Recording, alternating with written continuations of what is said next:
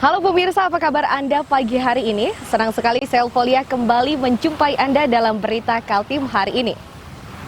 Sejumlah berita penting telah kami siapkan untuk Anda dan berikut di antaranya. 2 dari 3 korban kapal tenggelam di alur Sungai Kedang, Kepala Muara Kaman, Kutai Kartanegara ditemukan oleh tim SAR gabungan. 3 rumah di Balikpapan terbakar dan belum diketahui awal munculnya kobaran.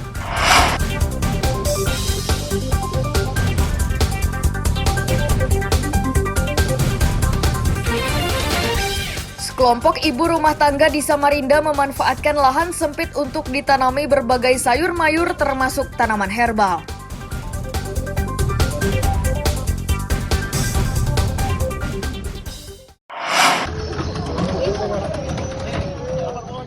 Isak tangis mewarnai penemuan jasad Muhlis.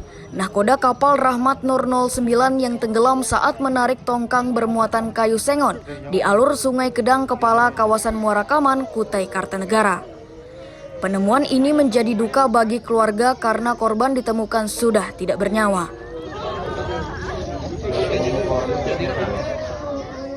Kepala Kantor Pencarian dan Pertolongan Balikpapan Melkianus Kota menyatakan, korban Muhlis ditemukan berjarak 0,5 km dari titik kapal tenggelam.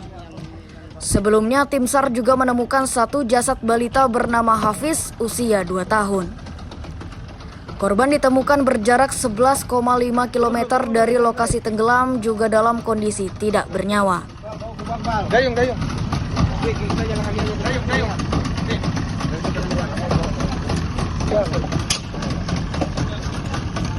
Jam 05.30 pagi tadi, satu korban telah ditemukan atas nama Hafiz, umur 2 tahun, dalam kondisi meninggal dunia.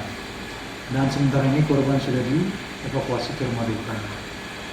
Dan kami terima informasi lagi, pada pukul 07.35, satu korban lagi telah ditemukan oleh tim SAR gabungan dalam kondisi meninggal dunia atas nama Muhlis, umur 21 tahun.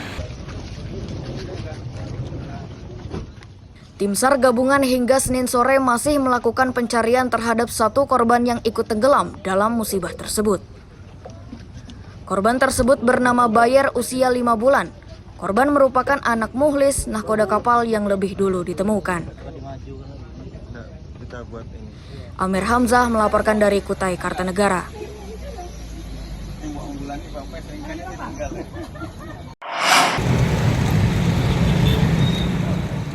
Kawasan Pasar Segiri, Samarinda, Senin siang digegerkan oleh penemuan jasad pria tergeletak di tanah di depan lapak pedagang plastik.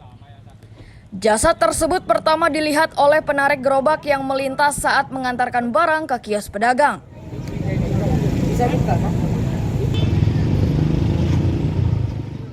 Pria yang tergeletak di tanah itu awalnya dikira tidur. Saat penarik beca bernama Rusman memeriksanya, barulah diketahui jika pria itu sudah tidak bernyawa. Rusman tidak tahu nama pria itu, namun pria itu sering terlihat di sekitar pasar saat meminta kopi.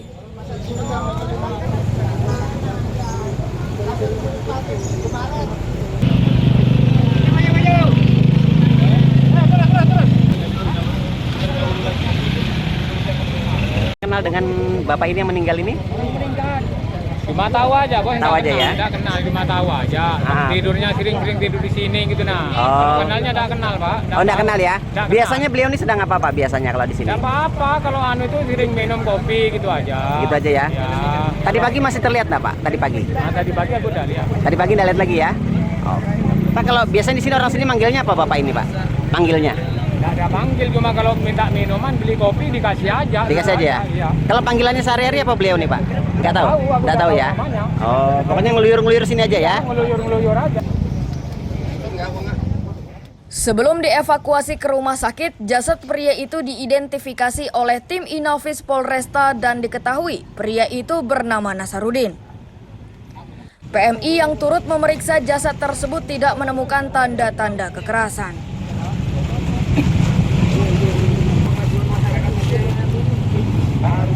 Tadi pagi kita sekitar jam 9 dapat laporan dari warga ada seorang pria umurnya sekitar 60 tahun tergeletak di perniagaan dekat pasar Segiri. Jadi tadi PMI sama Inafis mengevakuasi warga tersebut. Sekarang jenazah sudah di Rumah Sakit AWS. Rumah Sakit AWS ya.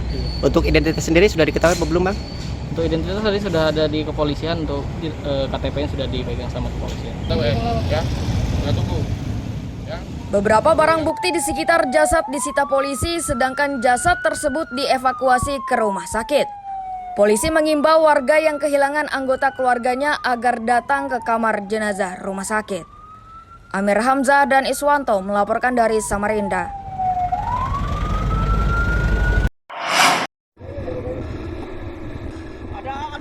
Menggunakan kapal cepat, tim Inafis Polresta Samarinda membawa jasad laki-laki yang terapung di permukaan laut perairan Muara Berau, Kutai Kartanegara. Dari identifikasi awal diketahui, korban bernama Andri Mulyani, warga Karangdawa, Kabupaten Tegal, Jawa Tengah.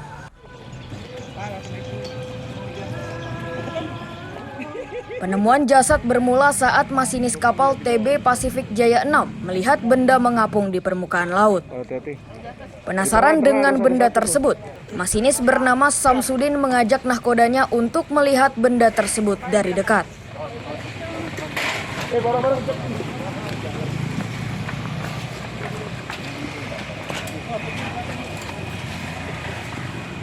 Pertama pas waktu selesai ini anggota saya hapus jaga itu ganti sip jaga, anggota saya lihat itu kayak apa, kayak ada manusia gitu ngambang jam 8.30 terus dibangunin kapten, terus kapten bangunin semua perwira di kapal termasuk saya juga. Pas kami naik di Anjuan tuh sebenarnya mayat ini jauh lah, jadi kami tuh belum bisa ambil kesimpulan itu bilang mayat. Karena kalau dari jauh tuh dia tuh kayak boneka gitu, boneka yang ngambang-ngambang. Pas kami udah lihat kayak ibaratnya ya udah mending kita pergi lihat langsung itu apakah benar mayat atau enggak. Pas kami kesana pas dekat dengan benda itu rupanya itu mayat. Kapolresta Samarinda Kombes Pol Arif Adli menyatakan korban merupakan tenaga kerja bongkar muat yang dilaporkan hilang 3 hari lalu usai istirahat makan siang.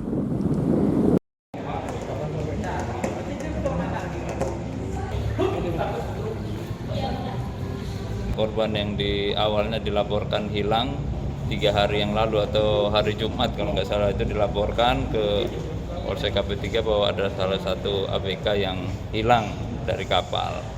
Nah, kemudian dilakukan pencarian di sini, atau munculnya di dekat kapalnya itu sendiri. Berarti mungkin kita duga tenggelam. Jasad Andri Mulyani dievakuasi ke rumah sakit untuk memastikan sebab kematiannya. Beberapa rekan kerja korban akan dimintai keterangan guna melengkapi penyelidikan kematian Andri Mulyani. Amir Hamzah dan Iswanto melaporkan dari Samarinda.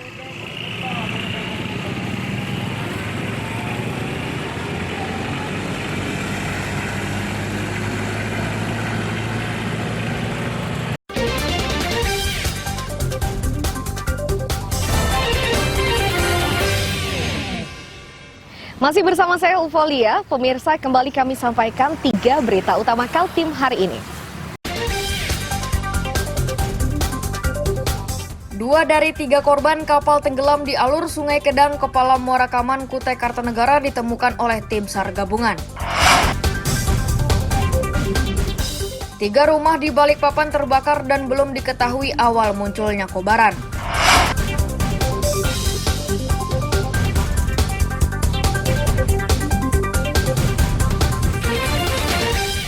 Kelompok ibu rumah tangga di Samarinda memanfaatkan lahan sempit untuk ditanami berbagai sayur mayur termasuk tanaman herbal.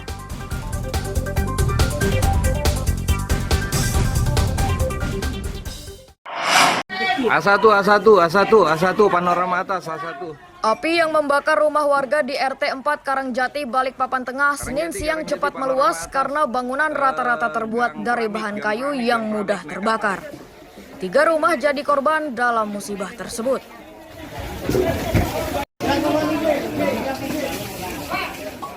Awalnya warga berusaha memadamkan api dengan alat seadanya.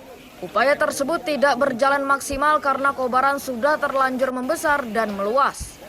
Petugas pemadam yang berusaha secepatnya menjangkau lokasi kebakaran terhambat oleh jalan yang sempit. Mereka terpaksa menyambung beberapa selang air untuk menjangkau titik api.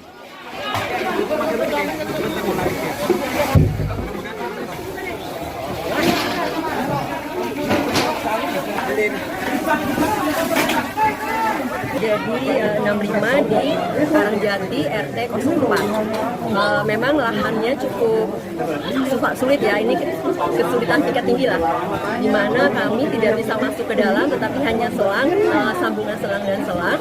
Dan alhamdulillah pada saat ini kita sudah bisa menguasai dan pada tahap pendinginan. Tercatat 3 rumah, 1 rumah yang rusak berat, 2 rumah terdampak, tapi kita masih belum tahu jumlah pasti kakak dan korban jiwanya.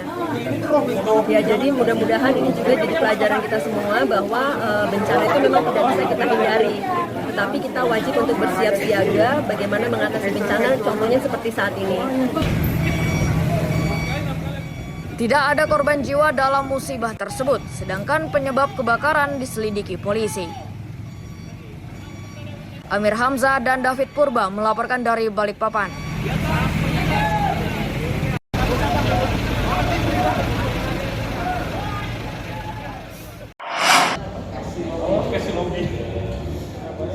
Jumain Saputro dan Ismail, 2 penambang batu bara ilegal tidak berkutik saat ditangkap Satreskrim Polresta Samarinda. Ismail ditangkap di lokasi tambang ilegalnya di Desa Muang Lempake, Samarinda Utara.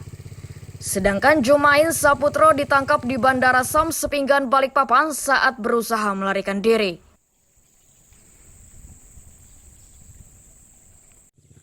Kapolresta Samarinda Kombes Pol Arif Fadli menyatakan kedua pelaku memiliki peran berbeda. Jumain penyedia dana dan alat berat serta penjualan batu bara, sedangkan Ismail bertugas meminta persetujuan pemilik lahan, merekrut dan membayar upah operator serta memberi perintah kepada operator dalam kegiatan penambangan. Kali-kali kan ya kalau batunya putih, batunya hitam kayak mungkin. Terima kasih Pak Brianto Nikalda. Assalamualaikum. Penangkapan atau diamankan para pelaku penambangan yang pada waktu itu diamankan di lokasi. Ada saudara IM yang sudah kita tetapkan sebagai tersangka. Jadi perannya saudara IM ini adalah yang membayar atau menyewa atau sebagai penambang serta menyewa tanah membayar kepada pemilik tanah sebesar 30 juta rupiah. Kemudian merekrut beberapa operator yang dibayar atau diupah sebesar 4.000 per ton dan melakukan penambangan. Sedangkan untuk pemodalnya saudara JM yang sudah juga kita tetapkan sebagai tersangka, ini kita amankan 1 hari kemudian di Balikpapan karena ada upaya untuk melarikan diri. Kita amankan, tapi berhasil kita amankan di Bandara Sepinggan. Akibat ulahnya tersebut, Jumain dan Ismail dijerat Undang-Undang Minerba dengan ancaman pidana 5 tahun penjara. Amir Hamzah dan Iswanto melaporkan dari Samarinda.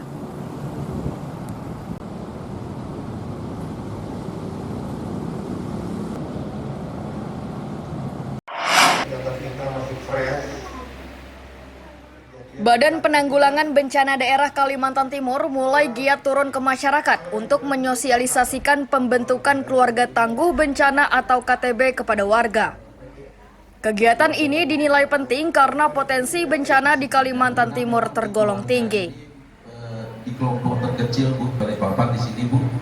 Dan kalau ini memang berhasil nanti kita Kabid Pencegahan dan Kesiapsiagaan BPBD Kaltim Tresna Rosano menyatakan, salah satu daerah yang sudah diberi pemahaman penanganan bencana yakni Sambutan. Daerah ini menjadi prioritas karena musibah longsor di kawasan tersebut memakan korban jiwa. BPBD menargetkan program KTB ini akan menjadi andalan di tahun 2024 hingga 2028 sebagai upaya mengurangi risiko bencana.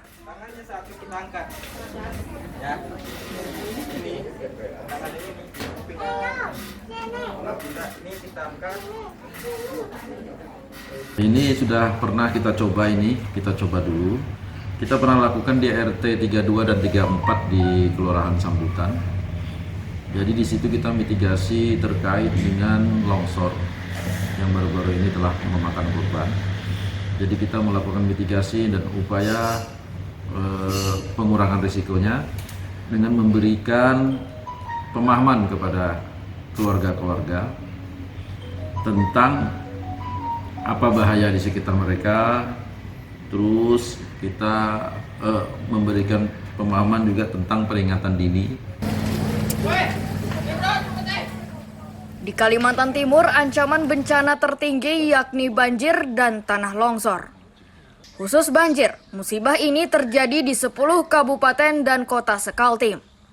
Dari berbagai kajian terungkap bahwa penyebab banjir yakni faktor alam dan manusia.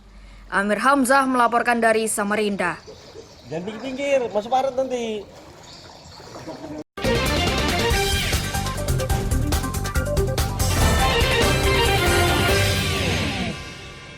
Masih bersama saya Ufolia, pemirsa, kembali kami sampaikan 3 berita utama Kaltim hari ini. 2 dari 3 korban kapal tenggelam di alur Sungai Kedang, Kepala Muara Kaman, Kutai Kartanegara ditemukan oleh tim SAR gabungan. 3 rumah di Balikpapan terbakar dan belum diketahui awal munculnya kobaran.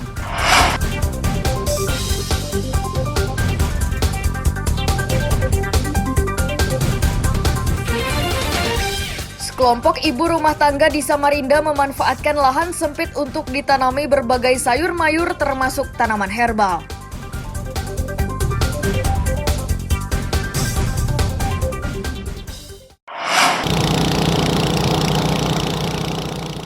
Puluhan relawan pemadam kebakaran atau Redcar Samarinda berlatih bersama di polder Air Hitam. Materi latihan yang diberikan berupa teknik dasar pemadaman, teknik menggulung selang, dan cara mengoperasikan mesin pompa air. Pelatihan ini diberikan kepada Redcar pemula agar mereka memahami tugas dan fungsinya saat menangani musibah kebakaran.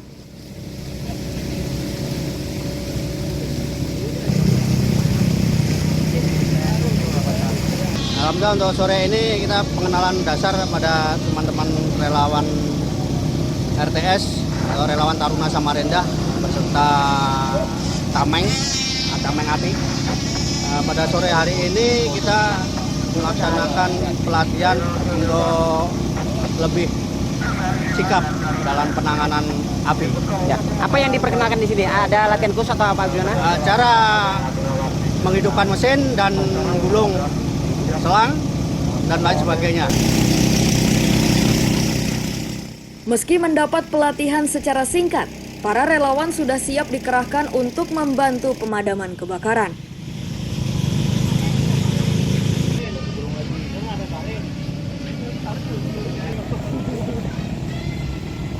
Baru pertama kali, Pak. Baru pertama kali ya? Ya, siap. Kemudian tadi diajarkan apa aja? Diajarkan pertama untuk memasuki selang. Menghidupkan selang. Apa menggulung selang? Ya. Kemudian menghidupkan mesin diajarkan nggak tadi? Siap diajarkan. Diajarkan ya? Siap. Ada yang kesulitan tersendiri atau gimana tadi? Kesulitannya apa? Tidak ada. Tidak ada ya? Tidak ada. Berani nggak kalau tiba-tiba ada kebakaran terus diminta untuk berangkat? Siap, berani. Berani ya? Siap. Keberadaan Redcar atau relawan pemadam kebakaran kini sudah diakui oleh pemerintah dan sudah dikukuhkan melalui Kementerian Dalam Negeri. Karena itu kualitas dan kemampuan Redcar ini harus terus ditingkatkan.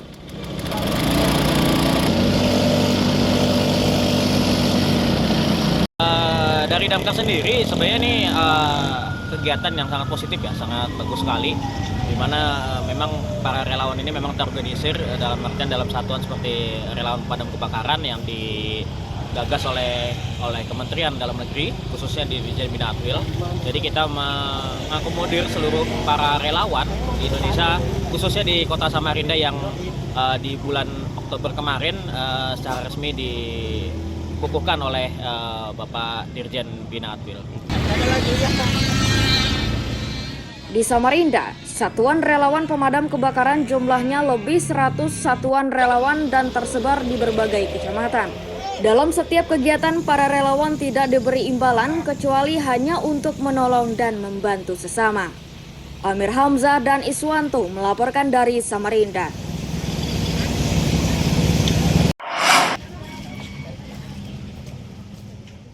Lahan sempit ini dimanfaatkan ibu-ibu rumah tangga anggota kelompok Dasawisma Mekarsari di Sungai Pinang, Samarinda untuk menanam cabai, tomat, kacang panjang, sawi, hingga apotek hidup atau tanaman herbal.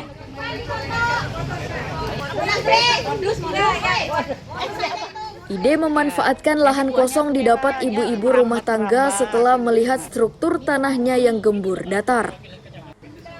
Mereka pun dengan mudah mengawasi tanamannya karena lokasinya dekat permukiman. Saat panen, sebagian tanaman tersebut dimanfaatkan untuk kepentingan sendiri dan sebagian lainnya dijual.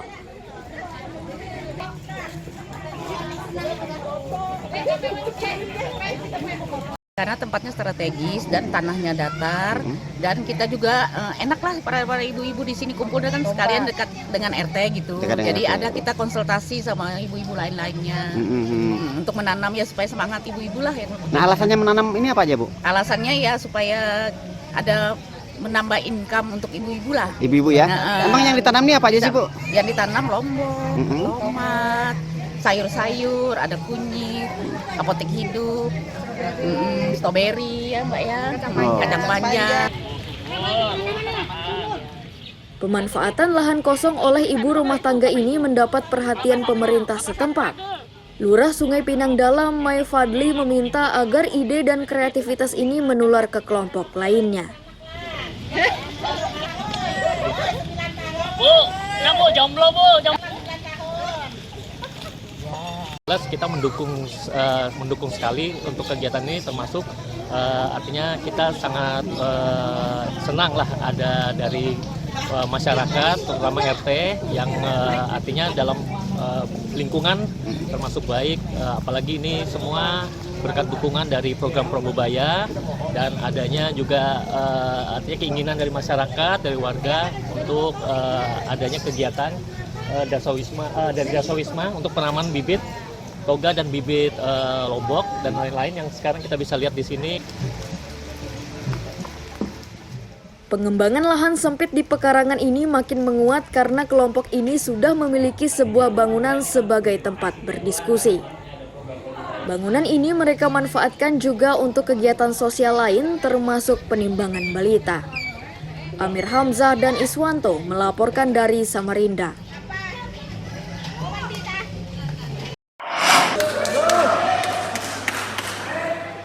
Angkat besi putri kelas 45 dan 49 kg yang dipertandingkan di Gedung Busak Malur Tanjung Redep Brau Senin siang berlangsung sengit. Persaingan terjadi di kelas 49 kg antara atlet tuan rumah Brau dengan atlet Samarinda dan Bontang. Sepanjang Senin siang, tuan rumah meraih 2 emas dan 1 perak. Atlet Brau harus lebih bekerja keras karena targetnya 6 medali emas dari cabur angkat besi.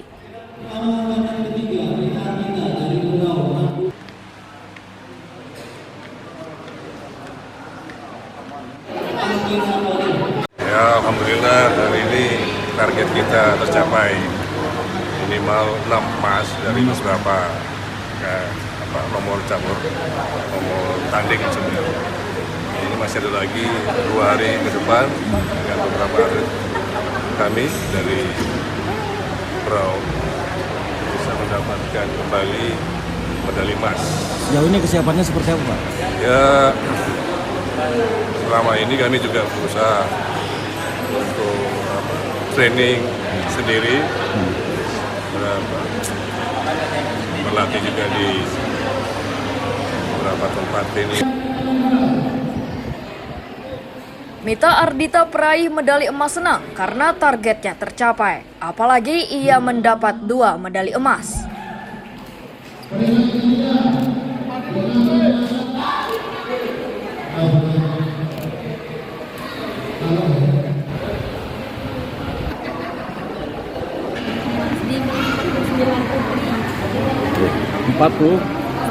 Tadi dapat 2 emas 1 perak ya. Untuk sejauh ini latihannya seperti apa untuk mendapatnya? Terus tanggapannya sendiri meraih medali emas ini seperti apa?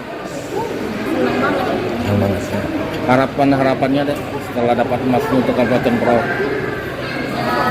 Lebih keras lagi. Semoga juara lagi.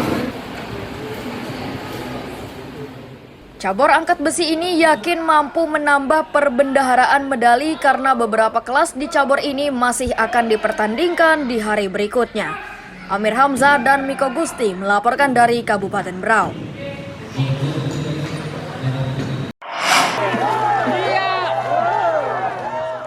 Cabang dayung kayak slalom pada Pekan Olahraga Provinsi Kaltim ke-7 di Kabupaten Berau kini memasuki babak final.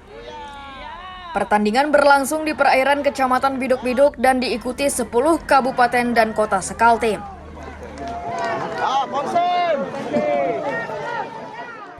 Kontingen asal Kutai Kartanegara berambisi meraih medali emas dari kelompok putri. Untuk mencapai target tersebut, mereka harus bersaing ketat dengan Kutai Barat. Yang ini ya? Ini. Oh, berubah ya? Iya, berubah. Kalau untuk kelas kayak slalom ini kita targetkan di kelas putri ya. Ada atas nama adik kita, Tia Natalia, dia turun di kelas kayak slalom dan kano slalom.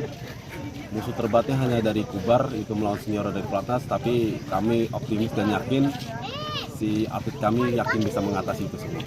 Ada berapa atlet kita yang sekarang turun? Untuk di kelas slalom ada 3 atlet, 2 slalom putra, 1 slalom putri, dan 1 slalom putra. Khusus cabur dayung, Kutai Kartanegara menargetkan 12 medali emas dan saat ini 5 medali emas sudah mereka raih. Amir Hamzah dan Miko Gusti melaporkan dari Kabupaten Berau.